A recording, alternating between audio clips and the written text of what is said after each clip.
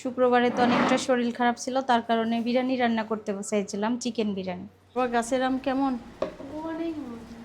আমাদের গাছের আম তো অনেক মজাই হয়। বানালি কি বানাচ্ছ দুপুরবেলা, ভর দুপুরে?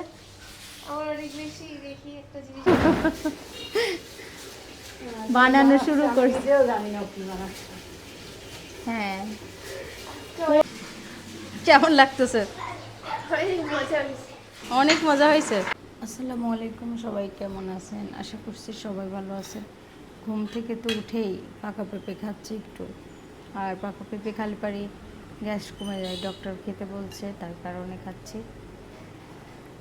আলহামদুলিল্লাহ আজকে ভালো আছি, পা ব্যথাটা নাই, অনেকটাই আরাম লাগছে। আমার এখানে চা বানাইছে, কিন্তু আমার চা খাবার প্রতি মনই নাই। আমি পেঁপেটা খেয়ে একটু পানি খাবো।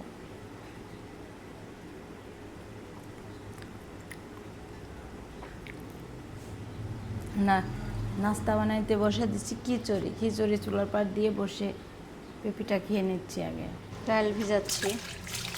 ডালটা ভিজাচ্ছি, আমি যাবো একটু ছাদে।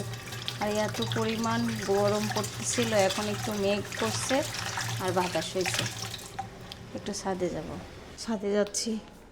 প্রচুর পরিমাণ গরম লাগতেছে, তার কারণে একটু ছাদে যাই। ঠান্ডা বাতাস হচ্ছে, মেঘ করছে প্রচণ্ড। বৃষ্টি আসলে তো ভালোই লাগে, আর বৃষ্টি নাই। আল্লাহ রহমত করো, একটু বৃষ্টি দাও। মাশাআল্লাহ, প্রাণটা জুড়াই গেল, এত গরম লাগতেছিল আমার। আর ছাদে আসলে তো মন ভরে যায় এই জবা ফুল দেখে। জবা ফুলগুলা অনেক সুন্দর হয়, মাশাআল্লাহ, খুবই সুন্দর। এই যে আমার ছোট কাকি ছাদে আসছে, গরম লাগছে তাই ছাদে আইছো? প্রচণ্ড পরিমাণ গরম, রান্নাঘরে থাকার মতো পরিস্থিতি নাই। চাল কুমড়া ধরছে কাকি, একটা ছোট্ট চাল কুমড়া ধরছে, আবার মিষ্টি। আমি তো আসিই না ছাদে, আমাকে বলতেছে ওই দিক তাকাবে না। আমি তো ছাদেই আসি না। মাশাআল্লাহ, আমগুলো আর কয়েকদিন পরে আমরা খেতে পারবো। হ্যাঁ, এই যে এই আমটা হলুদ হলুদ হয়ে গেছে।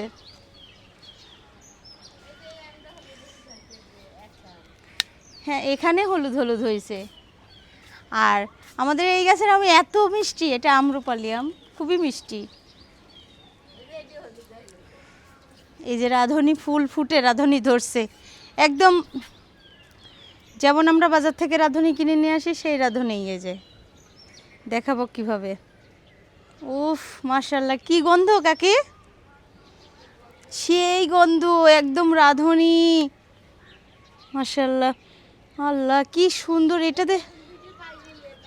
এটা দিয়ে তো মাছ রান্না করলে সেই লাগবে। কই বেগুন? ও, বেগুন আজকে বাসায় অনেক। কোথায় আম পাকছে? এটা পাকিনি এখনো, পাকবে। এই যে দাদি বলতেছে, দাদি আবার বলতেছি, কাকি বলতেছে আমটা পাকি নাই। কেন দোলনা খাচ্ছে বাতাসে এসে, মেঘ করছে আকাশে আর সে দোলনা খাতে আসছে। এই যে প্রচুর পরিমাণ গরম লাগতেছিল, আল্লাহর কাছে লাখো লাখো শুকরিয়া এত সুন্দর বাতাস দেওয়ার জন্য। আর আমি গরম একদমই সহ্য করতে পারতেছি না।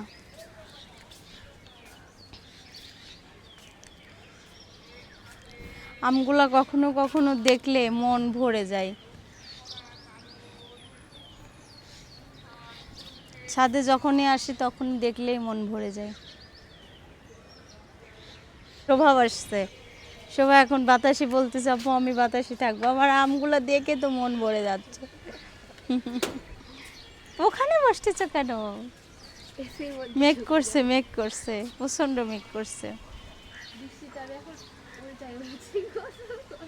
আর কাকি দোল খাচ্ছে দেখছো, আরামে দোল খাচ্ছে। এখন মনে হচ্ছে এখানেই বসে থাকি, রুমে আর যাইতে মন চাচ্ছে না।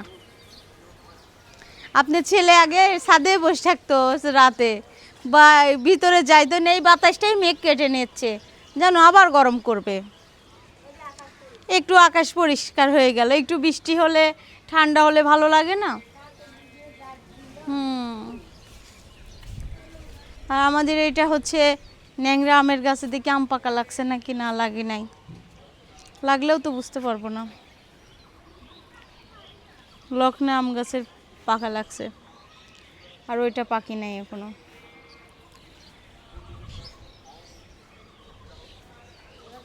শোভা ছাদের থেকে এত ছোট ছোট আম কোথার থেকে পালো কাকি?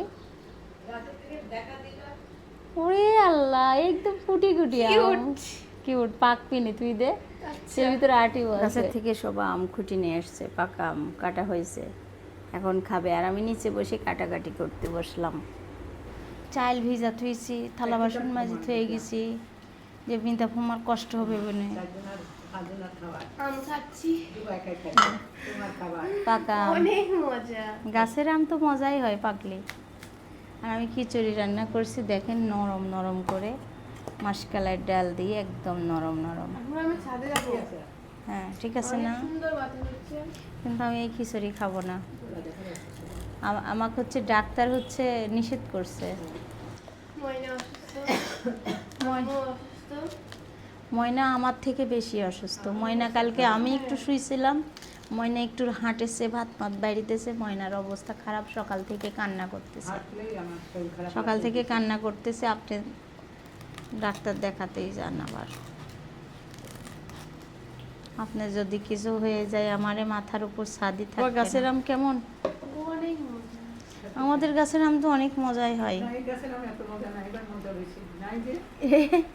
ওই যে মানুষ বলে না, অল্প জিনিসের স্বাদ বেশি, আর গাছ ভর্তি আম থাকে, আর গাছে আমই নাই। হ্যাঁ, শোভা দৌড়াই দৌড়াই যায়, খুঁটি নিয়ে আসলো, কেউ তো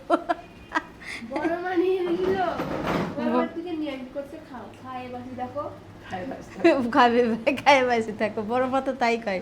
তুমি পড়তে গেলে আমার মেয়েটা, আমি একটু সুস্থ হলে কাজ করি, দৌড়াদৌড়ি করি, আমার হাঁটা যাবে না, হাঁটতে কষ্ট বেশি হচ্ছে। হাঁটলেই কষ্ট বেশি, আমার কি করব। আমার একটু ভালো লাগতেছে, কিন্তু শরীরটা দুর্বল দুর্বল লাগতেছে। তা এখন না করলে হবে না, তো আমার কাজ করতে দেওয়া যাবে না। ডাল চুলার পর দিয়ে দিছে। ভাত না খাই লিচু খাবা বাসি পেটে? আমি কিন্তু কাঁচামরিচ দিয়ে ভর্তা করেছি কালকে। না, অনেক ঝাল দিছে, অনেক। ওই ঝাল খাওয়া যাবে না, শুকনো মরিচ কাজ বাসায় নিয়ে আসবেনি না। হ্যাঁ ঠিক হয়। চুলার পর দিচ্ছে, ডাল উতলা এদিক দিয়ে ভেসে গেছে। শোভার দাদি ছাদে গেছে, যাই দেখি আসি কি করে। পরিষ্কার হয়ে গেছে একদম।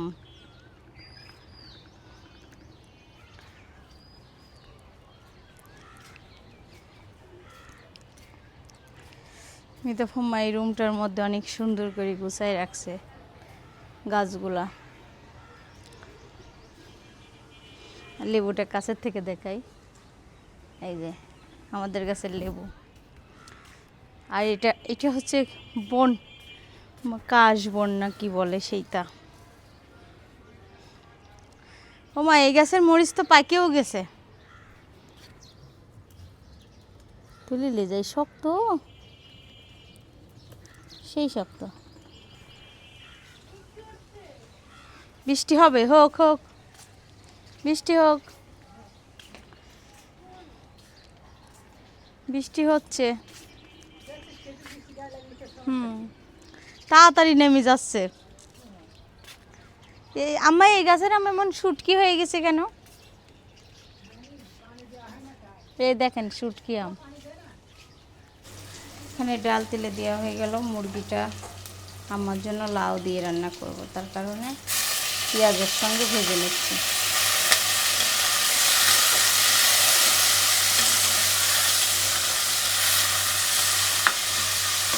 লাউ দিয়ে নিলাম, আর এদিকে মাংসটা দিয়ে দিচ্ছি, বসায় দিয়ে দিচ্ছি, লাউটা দিয়ে দিলাম মাংসের ভিতরে।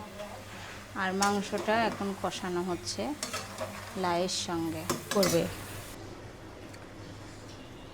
এই যে আমার আম্মার তরকারি রান্না শেষ।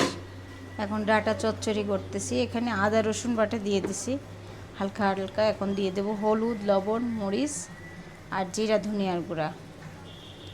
আর এদিকে ভাত বসাই দেওয়া হয়েছে। আজকে রান্না করব ইলিশ মাছ বেগুন আলু দিয়ে। এই যে বেগুন কেটে নিয়েছি, আর বেগুন আলুটা এখন লবণ দিয়ে একটু মেখে রাখবো, লবণ আর হলুদ দিয়ে।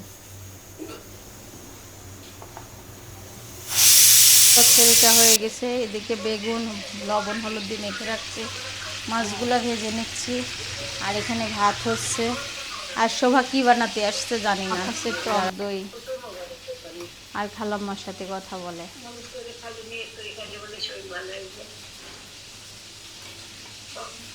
একটাই সমস্যা, ওইটাই সমস্যা, আর কোনো সমস্যা নাই।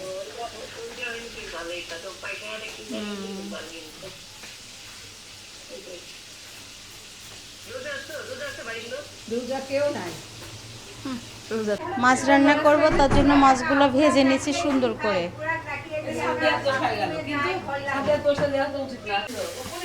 এই যে আম্মু রান্না করতেছে আর আমি কি যেন বানাচ্ছি।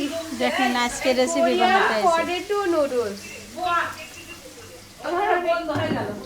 এই যে বেগুন আলু ভেজে নিচ্ছি, আর মাছগুলো ছোট ছোট পিস করছি। কেউ মাছ খেতে চায় না, তার জন্য আমি ছোট পিস করছি, জাল লবণ যাই। ইলিশের তরকারি রান্না হচ্ছে। ইলিশ মাছের 30 কাটা পান্তা ভাতে কি যেন ভুলে গেছি, কি যেন একটা দিয়ে দিলাম জিরার গুঁড়া। হ্যাঁ হ্যাঁ হ্যাঁ, মরিচের গুঁড়া দিয়ে দিচ্ছি। আর দিয়ে দেব এই ইলিশ মাছে আবার অন্য কিছু মশলা ব্যবহার করা লাগে না, আদা রসুন বাটা। শুধু হলুদ লবণ দিয়ে রান্না করলেও মজা। হলুদ দিয়ে দিচ্ছি আর লবণটা দিয়ে দেবো। এখন দিয়ে দিচ্ছি আলুগুলো। আগে আলুগুলো দিয়ে দিচ্ছি।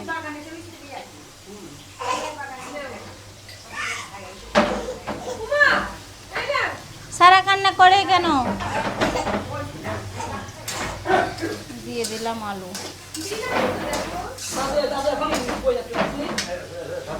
ক্রিম বাড়া হচ্ছে। তুই খা, ওর তোর বোনের দে, যা যা, সবটুক দে। বেগুনগুলো দিয়ে কষানো হচ্ছে। আর এখন আমি ঝোল দিয়ে দেবো, ঝোলের পানি দিয়ে দেবো। এই যে তরকারি রান্না হয়ে গেছে, নামাই রাখলাম। বেগুন টেগুন সব ভেজে দিছি। আর এখানে শাক ঘন্ট করবো, তাই সিদ্ধ করে নিলাম।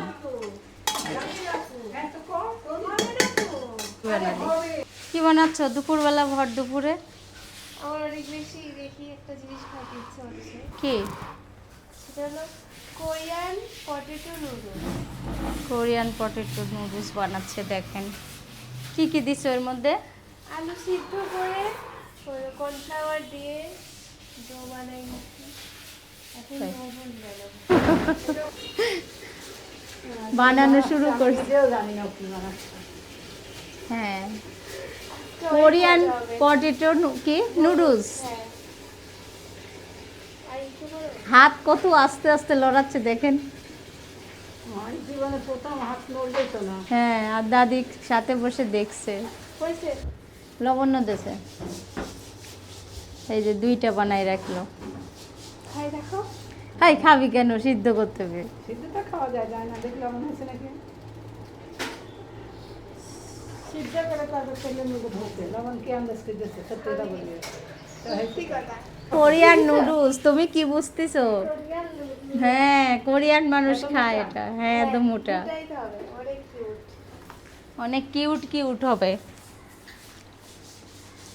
তারপর পানি দিয়ে সিদ্ধ করতে হবে, তাই না? হ্যাঁ, এখন সিদ্ধ করতে দিয়ে কত তাড়াতাড়ি বানাই দিবে।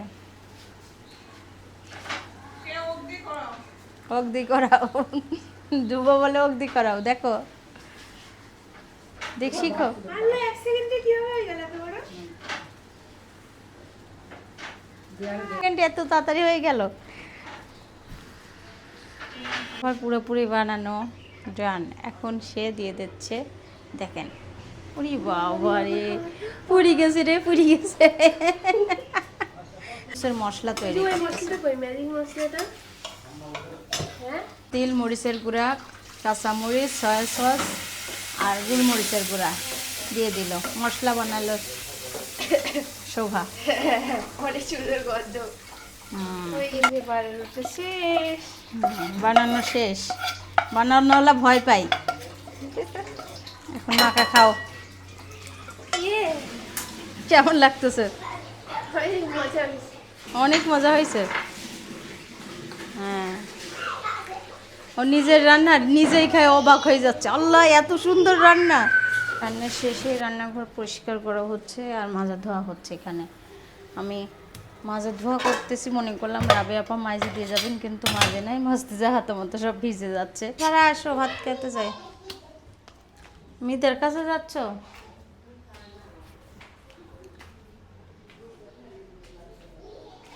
দুপুরে খাবার খেতে যাচ্ছি, আর আজকে বাহিরে খুব সুন্দর বাতাস। আমরা দুপুরের খাবার খাচ্ছি, কম বেশি সবাই বাসায় অসুস্থ। মিতাফুমা ঠান্ডার সমস্যা হচ্ছে, আর আম্মা হাঁটলেই তো কষ্ট হচ্ছে, হাসতেছে, কষ্টদায়ক। না, আমার কথা শুনে হাসতেছে। ভাবির জন্য অনেক কষ্ট হচ্ছে। ভাবির যে কষ্ট হচ্ছে চোখে দেখা যায় না। কাল কি কষ্ট করে আমার জন্য এই কাজ করতে গেছে, আমার মানে এত কষ্ট হচ্ছে। ভাবি বসায় না না, কষ্ট মানে আচ্ছা ভালো। কত কষ্ট করেই তো মানুষের জীবন, তাই না? কিন্তু আমার যে অনেক কষ্ট হচ্ছে সেটা তো বোঝাইতে পারতেছি না। মানে যেই রোগটা, সেই রোগের জন্য বাথরুম পর্যন্ত আটকায় গেছে। কেন আল্লাহ তো ভালো মানুষের এই রোগটা দিল? আমি সোহাগ আমরা কি বুঝবো? আমি সোহাগ বলতেছি যে তোর দাদির জন্য দোয়া কর, আল্লাহ যাও বাঁচা রাখলে আমাদের মাথার উপর ছাদ। সত্যি কথা, বাড়িতে না থাকলে, বাড়িতে না থাকলে আমার আর মিতাফুম্মার অনেক খারাপ লাগে। আমার আমার বাড়ি একটা থাকা, আলাদা জিনিস না, হ্যাঁ। আমার শাড়ি না থাকলে আমার কত কষ্ট হবে। ভাবি খালি বলে যে ভাবি আমার শাশুড়ি আমার বাড়ির মা না, সবসময় বলে ভাবি আল্লাহর মা বাঁচা রাখেছে। দাদি দেখেন এত শরীর খারাপ, কালকে আমি ওইটুক বেলা শুয়ে আছি, 10 বার আইসে আমাকে দেখতে। তারপরে ভাবি দেখো শুনছে আগে দইটা রেডি করেছে, স্যালাইন দিবে। দৌড়াবি। এই হাসির গল্পটা তো আমি মনেই না। আমি কইছি কি রে, এখানে দড়ি কোন থেকে আসলো? তারপরে রাসেল ভাই দড়ি খুঁজে বেড়াচ্ছে, শোভা করছে এই যে দড়ি। কোথাও আমি শুয়ে থাকি, মনে হলে এখন তো দই লাগবে না, আবার মুরব্বী মানুষই এটা, বুঝছেন? মুরব্বী মানেই এটা। আমাদের অনেক মজার, তাই না? শোভা চশমা নেই তো একটু, থাকে নিচে চশমা শোভা, কবে বানাবা? ঈদবারে যাক। এই, ওই ঘরে রান্না করবো না, আমি কোথায় করবো? কি গো, আমি বেগুন কাকে বের করবি? আরে এখানেও রান্না করা যাবে, তাই না আম্মা? তাই হয়। এখানেও রান্না করা যাবে। কেমন লাগছে বেগুনের তরকারি? বেগুন সবাই দেখি বলবে আজকে তেল বেশি, আইসক্রিম তো আজকে তরকারি তেল বেশি। আবার তেল না, এই যে বেগুন ভাজছে তো তাই না। বেগুনটা আলাদা ভাজছি, আলু ভাজা হয়েছে আলাদা, সবকিছু। বেগুন দিয়ে ইলিশ মশলা খালি ছোটকালে খাইছি না, খুব স্বাদ লাগতো। আজকে এই সেই পুরান স্বাদটা মনে পাইলাম, অনেক স্বাদ হয়েছে তরকারিটা। আর বেগুন তো ভালো না, বেগুনটা যদি আরো ভালো হতো আর এই তাহলে। যুগে বেগুন ভালো না তো, এই গরমে। আমি খাবো না বাবা। আমি খাই না। স্বাদ হয়েছে না? অনেক স্বাদ হয়েছে। ঝোলটাই বেশি স্বাদ।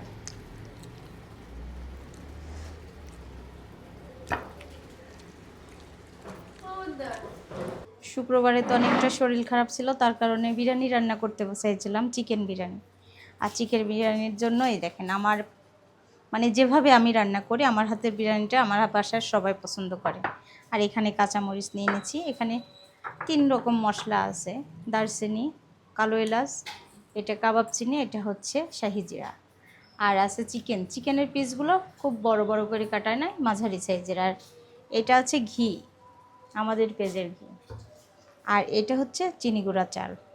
আর সরিষার তেল তো থাকবে অবশ্যই, সরিষার তেল না দিলে ভালো লাগবে না খেতে। আমি হাতে মেখে নিয়ে কীভাবে রান্না করি এটাই দেখাবো আজকে।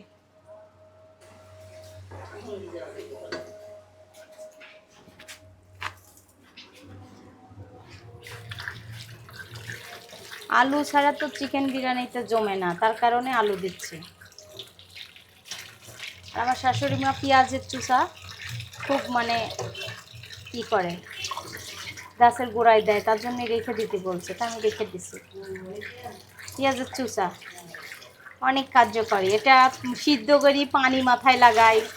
বাবা এত শরীর খারাপ এদিক দিয়ে খুব, হ্যাঁ আজকে সারাদিন খালি কাঁদতেছে ভোরের থেকে, আমার অনেক খারাপ লাগতেছে।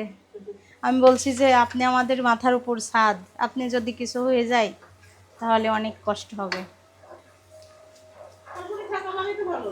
হ্যাঁ ওই যে আমার চাচাতো ভাই বলছিল যে তোরা কান্না করতেছিস কেন, বাপ মরি গেছে, মা মরি গেলে বাপ হয়ে যায় তো তা ওই আমি যে মশলাটা দেখাইছিলাম সুন্দর করে সব মশলাগুলো ব্লেন্ডার করে নিছে, নিয়ে পেঁয়াজের বেরেস্তা দিয়ে সুন্দর করে আমার মতো করে এই যে আজকে চিকেন বিরিয়ানি হচ্ছে। অনেক দিন ধরে চিকেন বিরিয়ানি খাইতে চাই সবাই, আমার হাতের, এই যে এই হাতের তাই বানাচ্ছি।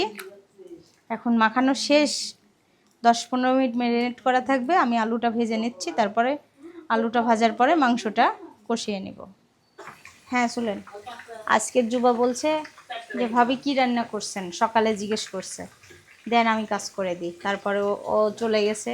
আমি তো দুপুরে আজকে রান্না করছিলাম কচুর শাক ঘন্ট, ডাল, তারপরে হচ্ছে একটা মুরগির তরকারি আম্মার জন্য আলাদা, আর হচ্ছে রান্না করছিলাম বেগুন দিয়ে আর আলু দিয়ে একটা ইলিশ মাছ ছিল। ভাইয়া যেহেতু ঈদ করতে আসছে এখানে, তার জন্য কি রান্না করব ভাবি রান্না করছিলাম, করে সেটা তো অনেক মজা হয়েছিল। যুবা বলছে আমার জন্য রেখে দিয়েন। দেখেন এখন চিকেন বিরিয়ানি রান্না করছি, যুবার কোনো খোঁজ নাই, কেউ নাই বাচ্চারা বাসায়। আর চিকেন বিরিয়ানিটা সবাই পছন্দ করে প্রচণ্ড। এখন আলুগুলো ভাজা হয়ে গেছে, উঠাই নিচ্ছি। এই যে সুন্দর করে ভেজে নিলাম।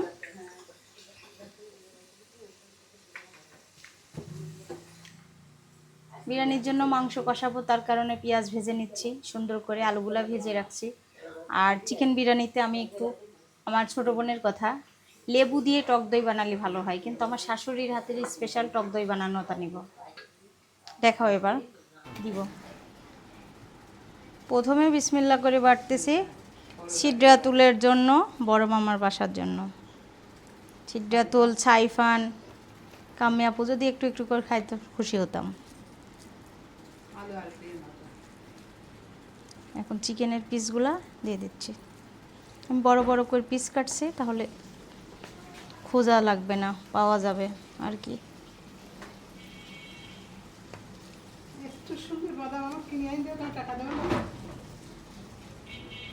দেখেন রান্না টান্না করে নিয়ে ভাবলাম একটু টক দই খাই। এখানে কিশমিশ, বাদাম আর হচ্ছে শসা দিয়ে খাচ্ছি। ডক্টর আমাকে খাইতে বলছে প্রতিদিন 1 বাটি করে শসা, টক দই, লেবু সব কিছু দিয়ে একসঙ্গে করে খাবেন, ফলমূল দিয়ে। কিন্তু এখন তো ফলমূল নাই, যা আছে সামনে তাই দিয়ে খাচ্ছি।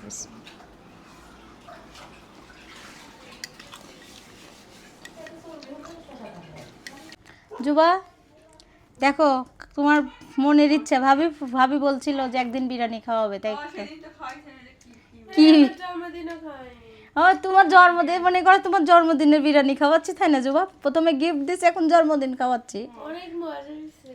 অনেক মজা হয়েছে। আর সবার জন্যই বাড়ছি, যার যার জন্য বাড়ছি সে নাই। আমাদের আন্টি বাড়ছে, ভালো লাগছে আন্টি? হ্যাঁ খুব মজা হয়েছে, খুব মজা হয়েছে।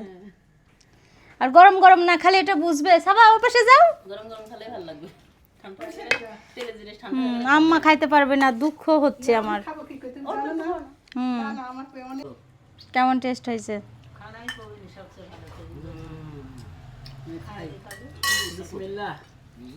ওরা করছে না, সবাই কাছে তুফান তো একটা শয়তান, কবে না। হ্যাঁ পানি দাঁড়াও, সেই স্বাদ হয়েছে। কারণ কি আমি বিরিয়ানি খেতে পছন্দ করি না, শুকনো শুকনো বলে, তো একটু ভিজা ভিজা ভাব হয়েছে, তো অনেক স্বাদ হয়েছে, জুসি, অনেক স্বাদ হয়েছে সত্যি, মিথ্যা কথা না। সবার কাছে জুসি। ও আমি তো মানে মিথ্যা কথা বলতেছি। না না, জুসি মানে অনেক মজা হয়, জুসি ভাব আছে, একটু রস রস। বলে। আর আম্মা খাচ্ছে না, তাকায় তাকায় দেখতেছে। অসুস্থর কারণে সব কিছু খাওয়া দাওয়া বন্ধ। খাওয়া বন্ধই হয়ে যাচ্ছে ভাবি। আল্লাহ যখন তা বাঁচা রাখে একটু লোহার কাটে। আর যুবাকে আমি জোর করে বসায় রাখছি খাবার পরেও, যাইতে দিচ্ছি না। জোর করে না, আমি হলো বাইরে গেছিলাম অনেকক্ষণ, তারপরে এখন হলো এই যে মুখ ক্লান্ত ধোয়া লাগে। লাগবে, ক্লান্ত শরীর। হ্যাঁ